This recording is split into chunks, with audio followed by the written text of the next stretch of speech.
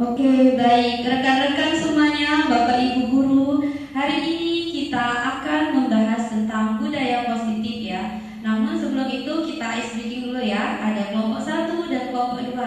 Ketika kelompok 1, saya bilang kelompok 1, maka bilangnya H seperti itu ya. Kelompok 2, ibu-ibu dan bapak-bapaknya bilang hu seperti itu ya. Oke, kita mulai. Kelompok 1, kelompok 2, satu, dua, dua, satu. Oke, ya tepuk tangan semuanya. Oke, ya bapak-bapak, ibu-ibu, hari ini perkenalkanlah saya memperkenalkan diri terlebih dahulu. Di sini perkenalkan nama saya Anggun Baby Pariska. Sudah kenal ya bapak ibu ya? Ya sudah kenal. Ini biasa saja, jadi tidak usah tegang-tegang. Sedikit saja dan materi ini sangat biasa ya. Jadi yang kita temukan sehari-hari di sekolah. Oke. Di sini saya sebagai calon guru penggerak angkatan 6 Bengkulu Selatan. Oke, lanjut. Di sini kami membawakan tentang budaya positif. Nah, budaya positif di sini di mana ada perubahan paradigma belajar. Paradigma belajar ini tujuan pembelajaran bukan hanya merubah perilaku siswa, tetapi harus membentuk karakter siswa menjadi lebih kuat. Nah, jadi di sini anak-anak peserta didik kita sekarang tidak harus atau tidak hanya dibuat untuk berubah perilakunya, tetapi kita sebagai pendidik juga harus menanamkan karakter yang kuat kepada anak-anak kita seperti itu. Kemudian lanjut, di sini ada disiplin positif dan ada nilai kebajikan universal. Nah, di sini ada disiplin positif. Oke, coba saya minta rekan saya, coba Pak Andreas. Oke, Pak Andreas, bagaimana Pak Andreas disiplin positif itu seperti apa Pak Andreas? Terima kasih Ibu Anggun. Menurut saya disiplin positif itu adalah disiplin yang membangun budaya siswa, sehingga siswa nanti ketika mereka tamat dari sekolah, mereka sudah bisa dikenalkan dengan budaya-budaya, disiplin-disiplin yang akan diaplikasikan pada saat mereka bekerja atau di dunia kerja nantinya. Itu Bu, menurut saya Bu. Terima kasih. Assalamualaikum warahmatullahi wabarakatuh. Waalaikumsalam warahmatullahi wabarakatuh. Ya, benar sekali. Jadi disiplin ini harus kita terapkan ke peserta didik kita supaya mereka mempunyai wawasan atau bekal untuk di dunia kerja. Nah, disiplin positif ini misalnya tidak datang terlambat, kemudian juga baik di sekolah ataupun di kelas. Jadi semuanya disiplin dalam mengerjakan tugas juga tepat waktu, seperti itu ya Bapak Ibu ya, yang seperti biasa kita lakukan sehari-hari di kelas. Nah, di sini ada profil pelajar Pancasila yang kita harapkan dalam kegiatan belajar mengajar. Ada profil pelajar Pancasila. Oke, coba dibacakan Bapak Debbie, silakan. Ada berapa profil pelajar Pancasilanya?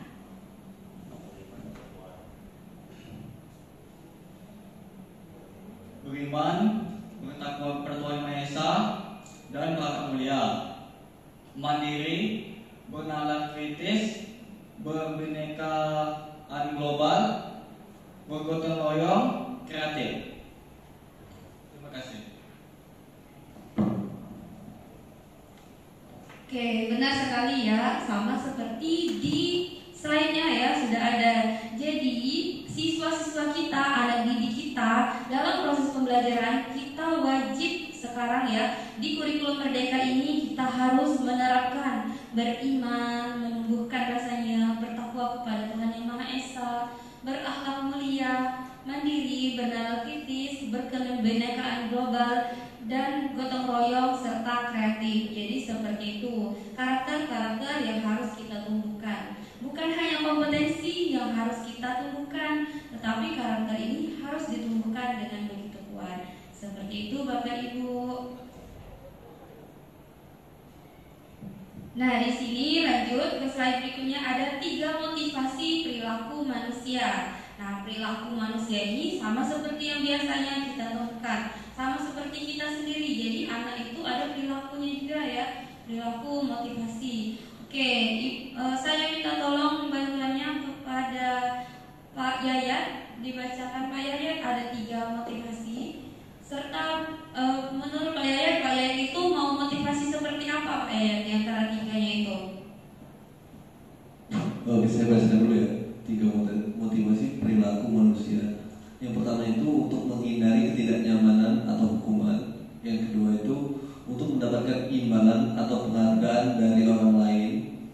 Dan yang ketiga untuk menjadi orang yang mereka inginkan dan menghargai diri sendiri dengan nilai-nilai yang mereka percaya. Mungkin motivasi yang saya butuhkan dari ketiga itu mungkin yang ketiga, yaitu untuk menjadi orang yang mereka inginkan dan menghargai diri sendiri dengan nilai-nilai yang mereka percaya. Gitu. Ya, oke, ya kita tepuk tangan dulu ya buat pendapat Pak Yayat.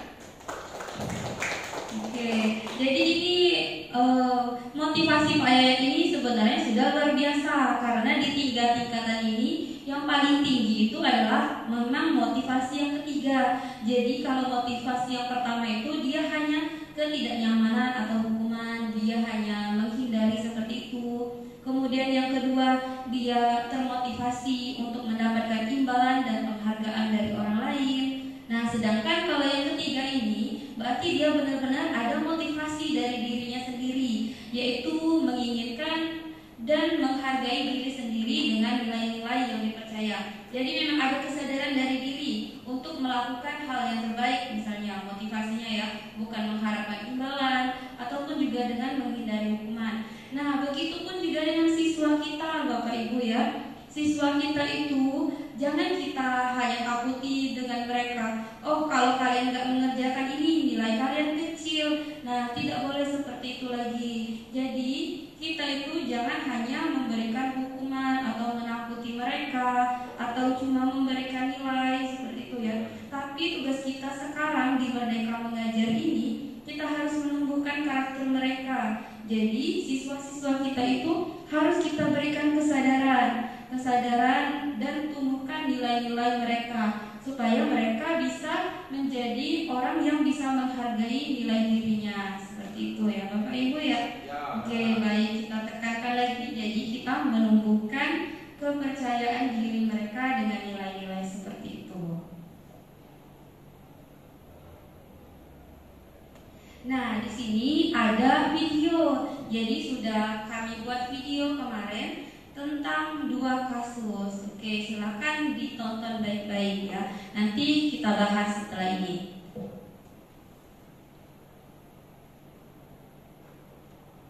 Sebentar.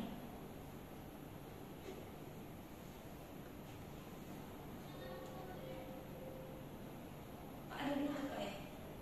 Bututnya belum kesambung. Pakai butut ya?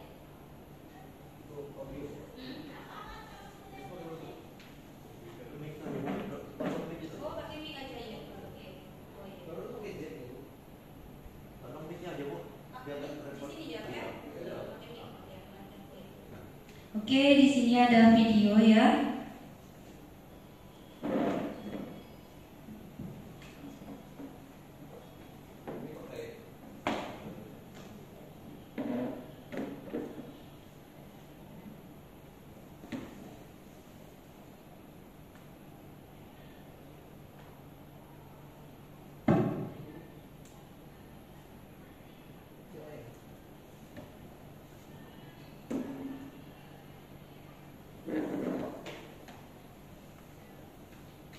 Oke, apakah terlihat? Kita ulang sedikit, nanti bisa diedit.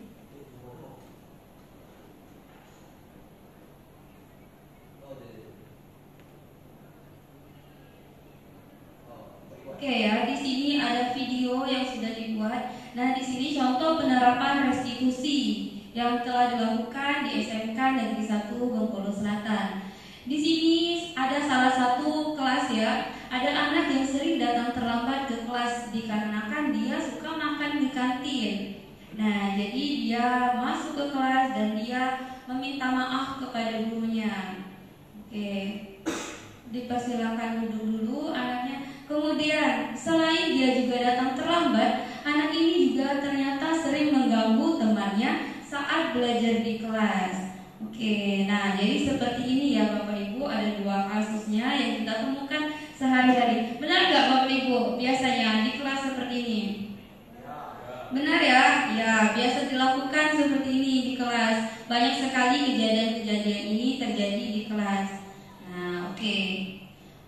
Nah menurut Bapak Ibu, dari video yang ada ini, menurut Bapak Ibu sebenarnya bagaimana sehari-harinya? Apa yang Bapak Ibu terapkan? Oke, Pak Teddy. Baik. Di kelas ini biasanya seperti itu ada, dan ada yang lebih parah lagi. Awal tidur, terus dibangunkan, dia tuh ke kantin, terus tidur lagi di kelas. Kalau menurut saya ada hukuman, misalnya belajar itu salah satunya, misalnya sedang praktek seperti itu mejanya dekatkan dengan guru. Jadi selalu diawasi, butuh perhatian, benar-benar diperhatikan. Anak-anak yang seperti ini, waktu di SMP mungkin dia pinter, cuman waktu di SMK dia nggak terlalu diperhatikan, baik di keluarga, baik di lingkungan sekolah. Aku nih bisa loh, tapi banyak yang mengapikan, bahasa Indonesia itu tidak menghiraukan dia, jadi dia minta perhatian, intinya itu. Iya, benar sekali Pak ya. Jadi benar-benar minta perhatian ya Pak ya. Tepuk tangan dulu untuk pengalaman Pak Teddy. Ya, terima kasih Pak Teddy membagikan pengalamannya. Jadi seperti itu ya. Jadi anak-anak itu sebenarnya membutuhkan perhatian. Pak Teddy bagaimana? Dihukum apa enggak anaknya? Main level nanti ada level. Kalau tidak bisa dengan secara halus, kita main berdiri di depan kelas. Nanti saya mengadakan pertukaran. Jadi ada yang bisa menjawab, misalnya ada 2 orang di depan. Itu yang bisa jawab pertanyaan nanti siapa yang minta duduk, nanti yang bisa jawab tadi, oh si A, silakan duduk. Ibaratnya membeli yang itu supaya duduk gitu loh. Iya, oke ya Pak Teddy, terima kasih ya. Jadi belum ada hukuman ya kalau dari Pak Teddy ya. Kalau dari Pak Andreas, oke Pak Andreas, apakah ada hukuman dari Pak Andreas? Baik. Kalau saya sih sama saja dengan Pak Teddy tadi Bu. Pertama kita tegur, kemudian setelah ditegur masih mengulang, maka akan saya panggil sana. Saya panggil, saya ajak bicara 4 mata, saya kasih masukan, kasih arahan, kasih petunjuk, kenapa tidak boleh, kenapa ini tidak boleh. Ketika masih terus berlanjut, maka si anak itu akan saya bawa ke BK. Nah, nanti BK akan memberikan petunjuk lebih lanjut, akan memberikan arahan lebih lanjut kepada si siswa, apakah dia mendapatkan kredit poin atau mendapatkan seperti punishment dan sebagainya. Jadi seperti itu. Oke. Ya, benar sekali Pak ya. Ya, tepuk tangan untuk kedua narasumbernya yang sudah menyampaikan ya tentang pengalaman saat mengajar di kelas ya. Jadi benar sekali seperti itu. Kita tidak boleh menjudge anak tersebut. Jadi di sini kita harus bertanya dulu mengapa mereka melakukan kesalahan. Seperti di sini ya, di video tadi ya, anaknya datang terlambat. Berarti langkah kita jangan langsung menyalahkan, kamu terlambat, oh kamu seperti ini ya. Jangan dijudge ya, tapi kita tanyakan dulu ke anak tersebut. Nah, kenapa kamu terlambat? Seperti itu. Kamu tahu nggak kalau terlambat itu benar atau salah? Ya, benar Bapak Ibu seperti itu? Ya, ditanyakan dulu benar apa salah. Kenapa bisa terlambat? Ibu, saya lapar, misalnya saya belum makan. Nah, berarti kalau misalnya seperti itu, berarti guru mengerti diskusi ya, dan kita memberikan sarannya seperti apa, mengembalikan ke siswa tersebut. Misalnya siswanya itu bilang, oh ya Bu, kedepannya saya tidak akan mengulanginya lagi, kedepannya saya akan makan di rumah, jadi saya tidak terlambat lagi dengan datang ke kantin, seperti itu ya. Jadi Bapak Ibu, ya benar, ini yang biasa kita temukan ya. Jadi lebih kita tanyakan ke anaknya terlebih dahulu, apa kesalahannya, apa keyakinan kelasnya yang telah ada. Kalau di sini keyakinan kelasnya itu yang dibuat adalah siswa disiplin dan tertib dalam belajar. Nah, di sini anak tersebut tadi yang bernama Fahmi itu tidak disiplin karena datang terlambat ke kelas karena makan di kantin, dan juga dia tidak tertib di kelas karena dia mengganggu temannya mau meminjam pena. Jadi kita tanyakan dulu, kita cari solusinya juga bersama-sama dengan murid. Oke, lanjut.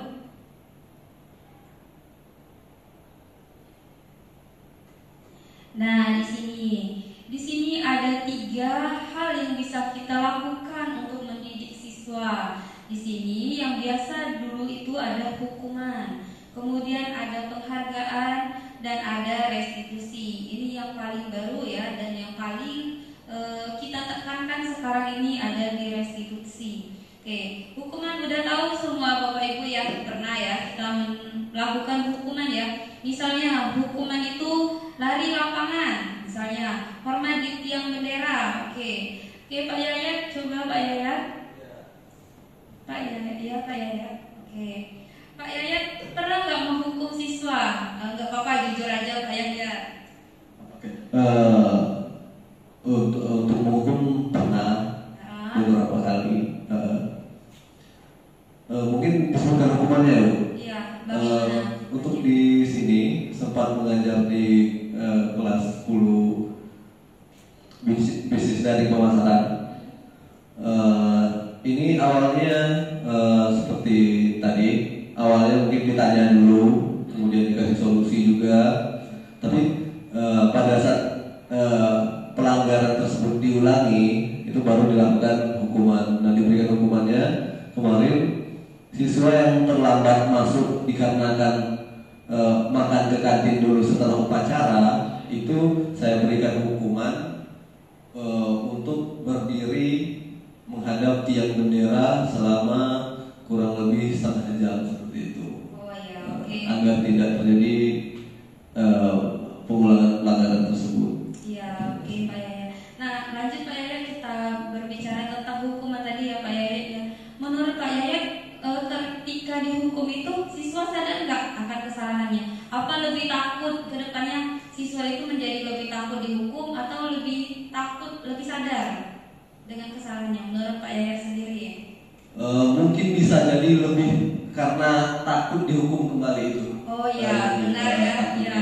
Jadi siswa itu kalau kita hukum itu dia pasti di mentalnya ya, pikirannya dia lebih takut dihukum kembali, tapi bukan ke kesadarannya ya, bukan kesadarannya oh itu salah, tapi dia lebih ketakutan ya. Oke, ya. Yang kedua, penghargaan Pak Yayat lagi. Ya, bagaimana Pak Yayat? Pernah melakukan penghargaan? Biasanya untuk penghargaan, saya pernah memberikan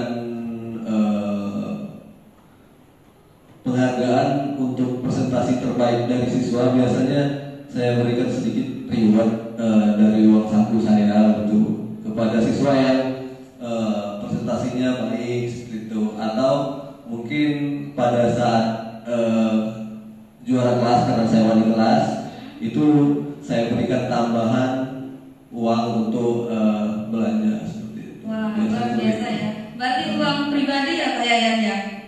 Iya. Oh iya, berarti kita ini ya, kita siap-siap masuk ke kelas Pak Yayat ya. Nanti kita minta juga ya, kalau misalnya kita benar, kita bagus, berarti nanti akan dikasih uang sama Pak Yayat ya. Banyak uang ya Pak Yayat ya. Oke, nah di sini penghargaannya. Menurut Pak Yayat, kalau dikasih penghargaan dia lebih kesadaran apa dia mau ke penghargaan tersebut Pak Yayat? Menurut Pak Yayat? Mungkin ini karena basicnya dia memang mau belajar, kemudian terlebih lagi ada dorongan reward. Jadi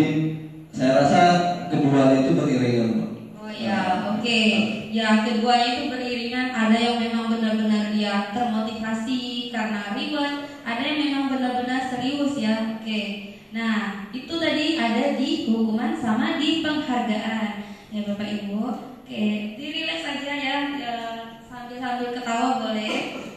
Nah, di sini kita lanjutkan ya. Restitusi nanti kita bahas setelah ini. Di sini hukuman kita bahas. Hukuman ini bersifat terencana atau tiba-tiba. Anak atau murid tidak tahu apa yang akan terjadi dan tidak dilibatkan. Hukuman ini bersifat satu arah. Jadi hanya dari gurunya yang memberikan dan murid hanya menerima. Jadi hanya dari ide gurunya, misalnya gurunya menyuruh lari lapangan, bukan dari siswanya ya. Nah, tanpa adanya kesepakatan atau pengarahan dari pihak guru, baik sebelum atau sesudahnya. Jadi biasanya kalau hukuman ini bersifatnya satu arah. Kemudian juga hukuman itu biasanya berat-berat dan siswa juga kadang benci ya sama gurunya ya kalau dihukum, benar? Iya, ada perasaan benci, ada perasaan dendam juga kadang ya. Ibu ini misalnya menghukum, saya menjadi dendam dan juga menjadi benci kalau kita hukum ya. Ada yang seperti itu. Tapi ini sebenarnya tipe-tipe anak juga ya, ada tipenya yang seperti itu ya.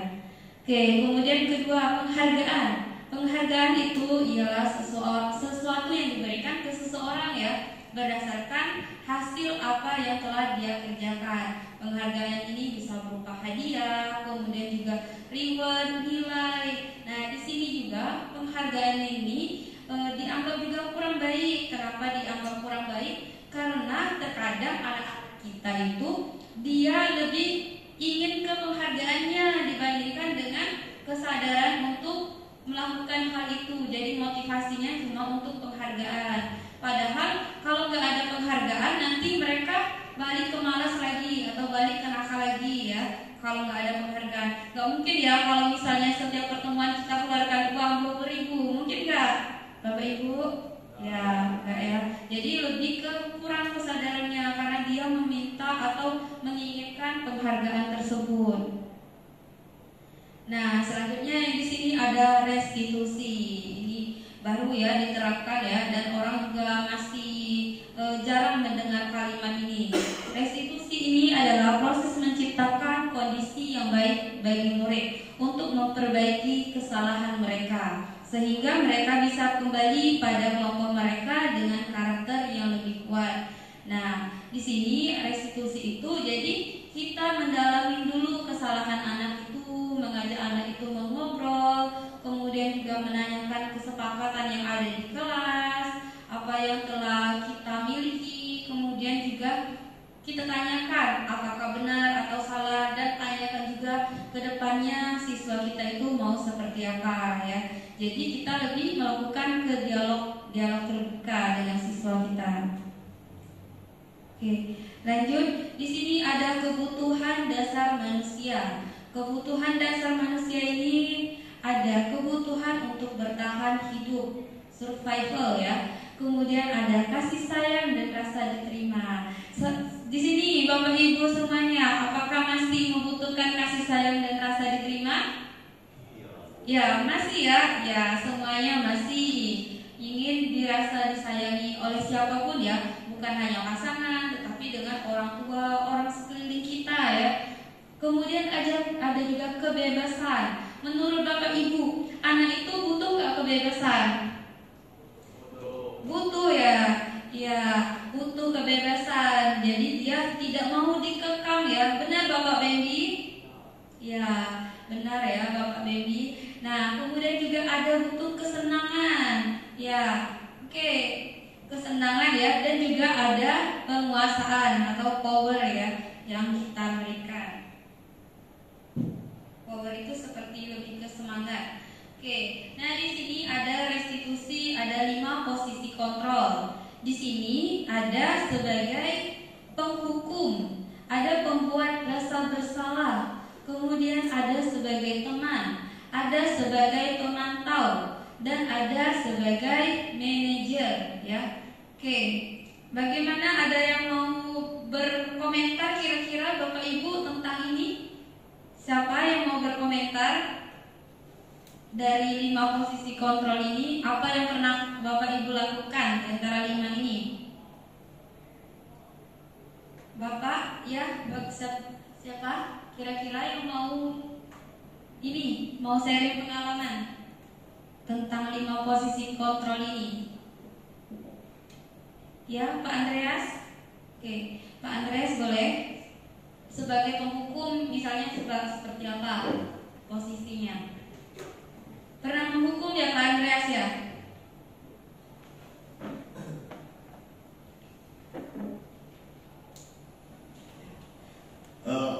Sebagai penghukum, pernah sih Bu. Saya menghukum siswa, tapi hukumannya itu lebih ke sifat disipliner ya. Iya, berarti pernah ya sebagai penghukum. Kalau pembuat rasa bersalah, misalnya membuat salah, kamu ini gara-gara kamu Bapak menjadi bete di kelas, pernah nggak seperti itu Pak? Jadi dia merasa bersalah, pernah seperti itu Pak? Kalau menyampaikan secara langsung seperti itu tidak. Memang terkadang ada beberapa orang siswa, beberapa murid ketika lagi di kelas membuat mood hilang itu ada. Tetapi tidak pernah saya sampaikan secara langsung. Kalian ini bikin mood saya hilang atau enggak? Cuma pasti dari raut wajah, dari tingkah laku, dari mimik itu pasti kelihatan. Siswa saya itu cukup peka, melihat kalau muka saya udah agak marah gitu atau lagi saya diam, mereka udah takut. Keren Pak. Ya, tapi saya nggak pernah bilang kalian ini enggak. Ya, gitu. Oh iya, baik. Jadi memang Bapak berarti ada ya Pak ya, bisa membuat anak itu menjadi merasa bersalah, seperti itu ya Pak ya. Meskipun tidak disampaikan, mereka peka, tahu ya. Oke, selanjutnya Pak Andreas, posisi teman sudah pernah Pak Andreas? Nah, posisi teman ini saya lebih sebenarnya memposisikan mereka itu sebagai anak saya, Bu. Ya. Jadi kalau saya memposisikan sebagai teman sebaya, nanti takutnya mereka menganggap siswa itu menganggap saya sebagai teman yang mereka seenaknya aja gitu. Karena kan kita sebagai guru juga harus punya wibawa, harus punya harga diri di depan siswa. Ya.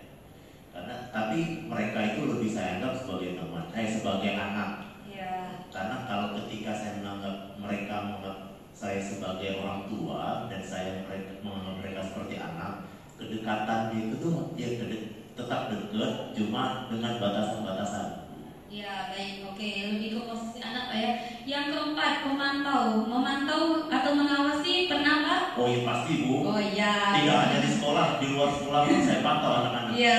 Terkadang di story WA mereka itu saya pantau Bu. Wah luar biasa Pak ya. Ada anak bikin story WA jam 3 subuh. Waduh, ini anak habis begadang main game atau habis sholat nih gitu. Besoknya saya tanya. Iya. Ya si A bikin status tengah malam habis sholat Pak, alhamdulillah. Jadi tetap saya pantau Bu. Iya, ya sebagai pemantau Pak ya. Nah lebih yang terakhir sebagai manajer itu posisi seperti yang tadi Pak, misalnya menanyakan kamu dari mana, kamu kenapa melakukan hal ini, pernah juga Pak? Iya harus, kita sebagai guru kan kita manajer dalam kelas tuh. Iya. Siswa tidak boleh ini, tidak boleh itu, ada aturan yang harus ditegakkan, ada larangan-larangan. Nah, ya kita sebagai guru yang dalam kelasnya yang sebagai manage anak-anak Bu. Ya luar biasa ya, tepuk tangan buat pengalaman Bapak Andreas. Oke. Nah, ya seperti itu ya. Jadi ada 5 posisi ini sama seperti yang dijelaskan oleh teman kita tadi. Nah, di sini ada contoh perilaku kontrol negatif dan perilaku kontrol positif dan kontrol diri. Dari 5 posisi kontrol tadi ini saya bacakan ya. Di sini sebagai penghukum. Sebagai penghukum itu contohnya seperti ini. Guru berkata, kalau kamu tidak melakukannya, maka saya akan. Nah, seperti itu ya. Posisi kontrolnya penghukum. Kita lanjut dulu di sini. Apa yang akan terjadi? Hasilnya di sini ya, ada hasilnya. Siswa itu menjadi memberontak, pendendam dan menyalahkan orang lain. Pernah ya seperti itu ya. Kalau kita dimarahi, kita misalnya dimarahi istri atau suami kita ya. Nah, pasti kita akan merasa marah. tidak marah kepada dia yang memarahi, tetapi kita nanti akan menyalahkan orang lain. Ada saja rasa seperti itu. Yang kemudian juga murid bisa berkata dia menjadi tidak peduli dengan yang dimarahi. Kemudian juga dampak pada muridnya, murid akan mengulangi kesalahannya lagi, karena hukuman itu sebenarnya kurang mempan, ya, karena dia bisa melakukan hal terulang lagi. Kemudian juga guru meletakkan guru di luar dunia yang berkualitas, bisa seperti itu. Kemudian yang kedua, membuat rasa bersalah. Nah, membuat rasa bersalah ini, guru bisa berkata, misalnya, kamu sudah mengecewakan Bapak karena kamu melakukan ini, Bapak jadi kecewa. Nah, dia jadi menjadi merasa bersalah. Di sini juga perilaku kontrolnya negatif. Apa sih yang hasilnya yang akan terjadi di murid? Hasilnya, murid akan menyembunyikan dan menyangkal atau berbohong. Pernah ya Bapak Ibu seperti ini ya. Jadi muridnya malah berbohong, tidak mengatakan hal yang sebenarnya karena dia takut dengan gurunya. Kemudian juga muridnya berkata maafkan saya. Kemudian juga dia rendah diri, menjadi gagal dan merasa tidak berharga karena dia merasa bersalah. Kemudian posisi teman, di sini posisi teman ya. Nah, di sini contohnya lakukan demi Bapak Ibu ya. Maksudnya kamu lakukan inilah. Nanti kalau kamu nggak melakukan ini, ibu nanti dimarahin kepala sekolah loh. Nah, jadi dia seperti itu. Jadi menganggap anak tuh sebagai temannya. Tolonglah kerjasamanya. Jadi seperti itu. Yang akan terjadi nanti, yang akan terjadinya tergantung, tidak mandiri dan tidak bisa memutuskan. Jadi hal yang akan berdampaknya seperti ini. Kemudian juga siswanya menjadi lebih membutuhkan gurunya. Oke, selanjutnya ada pemantau. Pemantau itu lebih ke bertanya ya, apa peraturannya, apa konsekuensinya, dan apa yang telah dilakukan. Lanjut, di pemantau ini positif ya. Jadi murid berkata, saya akan dapat berapa bintang kalau melakukan hal tersebut. Jadi dia positifnya dia akan melakukan itu, tapi dia memang mengharapkan reward. Jika sudah melakukan hal tersebut, saya akan mendapatkan penghargaan apa. Yang kelima, posisi sebagai manajer. Nah, di sini posisi manajer ini posisi yang paling baik untuk kita lakukan ya. Jadi sebagai manajer ini yang kita perbuat yaitu mengajukan pertanyaan untuk menggali siswa tadi. Kemudian seperti ini yang dikatakan gurunya, apa yang kita yakini? Apakah kamu meyakini hal tersebut? Kalau kamu meyakini hal yang benar itu, contohnya seperti itu ya, maukah kamu memperbaikinya? Maukah kamu memperbaiki kesalahannya yang tadi? Kemudian, kalau kamu memperbaikinya, jadi kira-kira hal tersebut akan menggambarkan kamu seperti apa?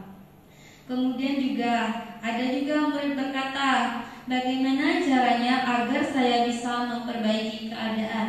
Nah, jadi dia akan tahu dan akan bertanya ya, bagaimana cara saya memperbaikinya? Kemudian juga dia akan mengevaluasi dirinya menjadi lebih baik lagi.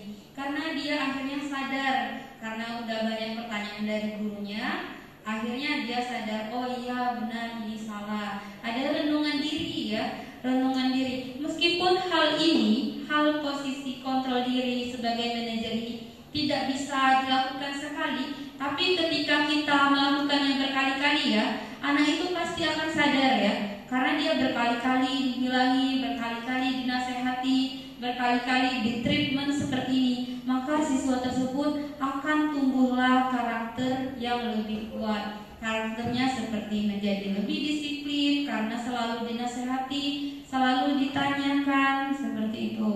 Nah, yang baiknya adalah yang posisi seperti tadi. Nah, di sini ada sedikit pertanyaan-pertanyaan ya. Oke, yang pertama kita jawab bersama-sama ya. Atau dari Pak Teddy boleh, Pak Teddy ya. Saya kecewa sekali dengan kamu. Posisinya apa Pak Teddy?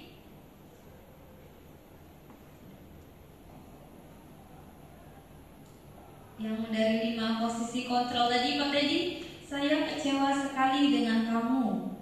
Apa menurut Pak Teddy? Merasa bersalah bisa? Ya, benar. Pembuat rasa bersalah ya. Kemudian yang kedua, Pak Teddy, kamu tidak pernah benar melakukannya.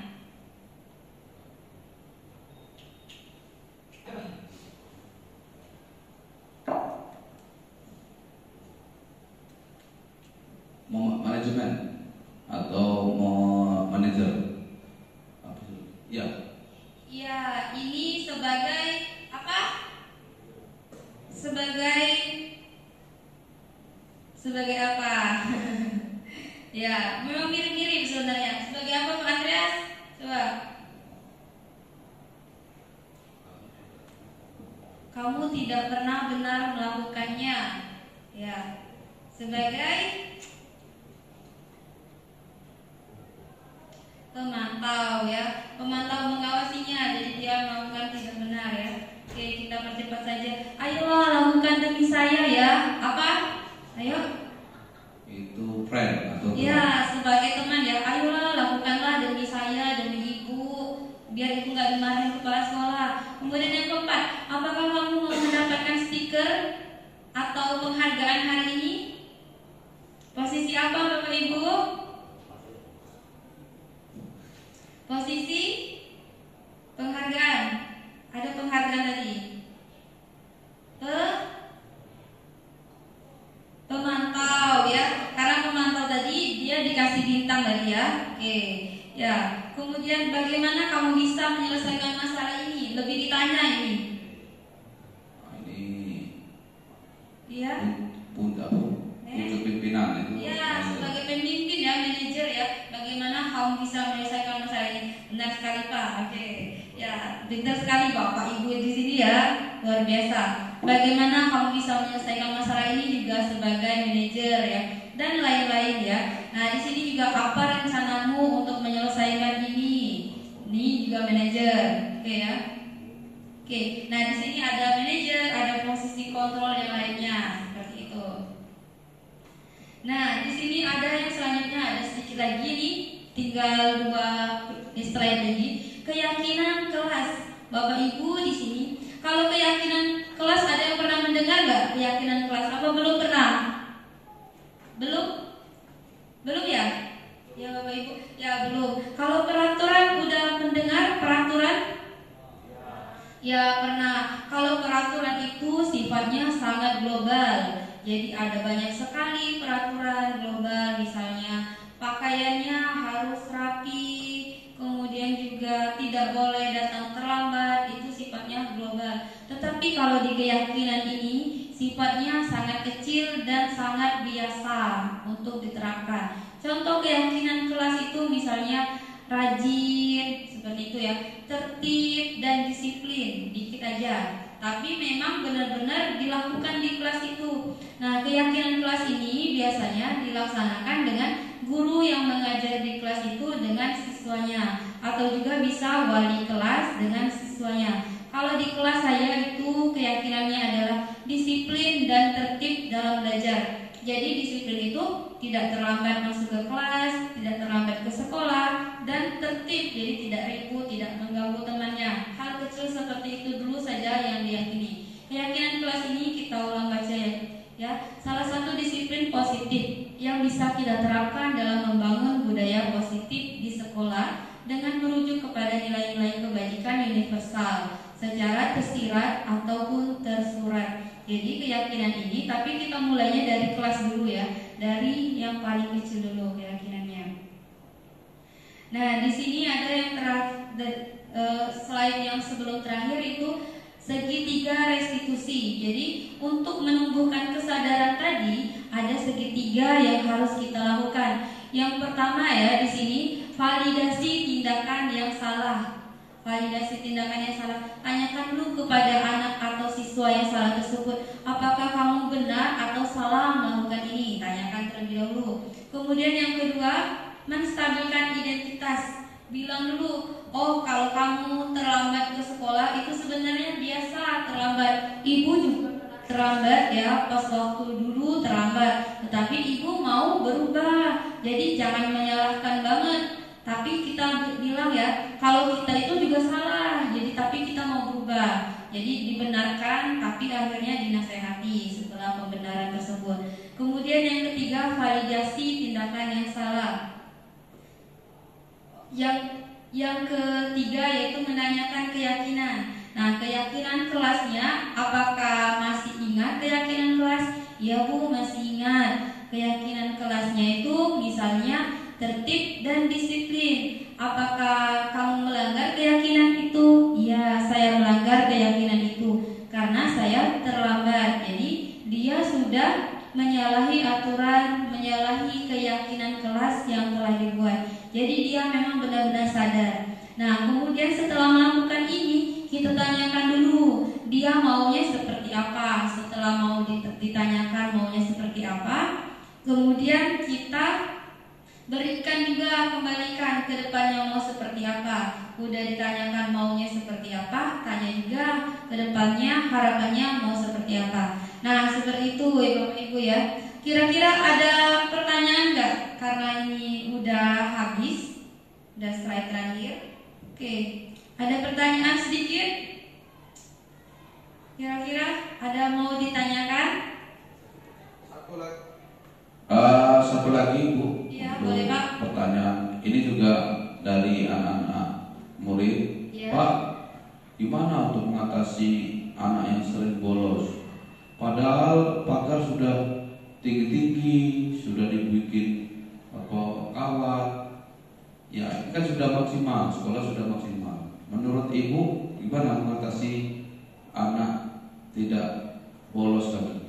Ya, baik sekali. Terima kasih Pak ya. Itu hal yang sangat biasa di sekolah. Jadi sebenarnya anak-anak itu dia terkekang sebenarnya ya. Terkekang dengan banyak aturan. Dia mau bebas sebenarnya. Mau bebas. Bebasnya itu mau apa? Misalnya dia mau merokok ya.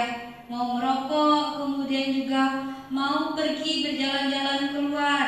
Nah, sebaiknya yang kita lakukan kepada anak-anak tersebut, yang pertama, misalnya ini dari saya pribadi ya. Jadi kita data dulu siapa anak tersebut yang melakukan hal-hal tersebut. Biasanya oknum itu ada 5 orang, berarti 5 orang itu kita bawa. Setelah kita bawa, bisa kita proses ya. Kita proses dulu, kita tanyakan dari segitiga restitusi tadi. Segitiga restitusi itu karena udah ke sekolah ya, jadi kita keyakinannya di sekolah. Keyakinan sekolah kita tanya dulu. Nah, apakah yang kamu lakukan ini benar atau salah? Tanyakan dulu. Nah, dia tuh sebenarnya tahu ya. Oh, saya salah sebenarnya. Udah ditanyakan udah salah seperti itu, tanyakan lagi. Kenapa kamu melakukan hal tersebut? Nah, dia banyak sekali jawabannya ya. Kenapa melakukan hal tersebut? Yang pertama, contohnya apa? Yang dilakukannya ingin bebas, ingin merokok, ingin jajan, belanja keluar misalnya. Nah, kalau misalnya seperti itu, berarti kita bilang ke anak tersebut, ya udah kalau kamu memang mau bebas seperti ini, kamu bisa melakukan hal kebebasan itu di rumah. Pulang sekolah bisa kamu merokok sebebas-bebasnya. Pulang ke sekolah kamu bisa melihat jajanan di luar, terserah kamu memilih. Jadi lebih ditanyakan apa keinginannya. Terus tanyakan juga apa masalah yang ada di rumahnya, sehingga mereka berbuat seperti itu. Jadi tidak ada ketegasan sebenarnya ya. Kurang tegasnya peraturan, kurang tegasnya juga pendidikan di rumah. Jadi membuat karakter anak tersebut ingin bolos-bolos terus. Nah, posisi kita di sini harus kita samakan dengan posisi anak. Jadi anak itu dibuat senang, dibuat santai, jangan terlalu dikekang di sekolah. Jadi kalau misalnya anak memang mau istirahat keluar dari meloncat pagar misalnya, ya udah kita berikan 1 atau 2 hari dia bebas keluar misalnya. 1 atau 2 hari bebas keluar, seperti itu bisa ya. Kemudian juga kita tanyakan alasannya tadi sudah ya, alasannya melakukan hal itu apa, kemudian juga kedepannya mau seperti apa. Kedepannya kita tanyakan apa dia mintanya. Saya mau minta sehari saja ada jadwal keluar. Nah berarti kita lakukan karena dia mungkin bosan melihat pemandangan di sekolah, dia ingin keluar. Berarti kita kabulkan harapan dia. Jadi kita tanyakan. Mungkin seperti ini ya, lebih ke menanyakan apa kehendak mereka. Seperti itu. Jika misalnya masih berlanjut, berarti buatlah perjanjian, dan perjanjian itu nanti ke peraturan sekolah. Peraturan sekolah itu bisa lebih tegaskan dia. Berarti memang kalau tidak bisa mengikuti peraturan sekolah, berarti tidak bisa lagi bersekolah ini. Seperti itu. Jadi lebih ditanamkan lagi karakternya. Kalau itu yang dilakukannya itu adalah kesalahan bahwa sekolah ini tidak sebebas-bebasnya seperti yang diinginkannya.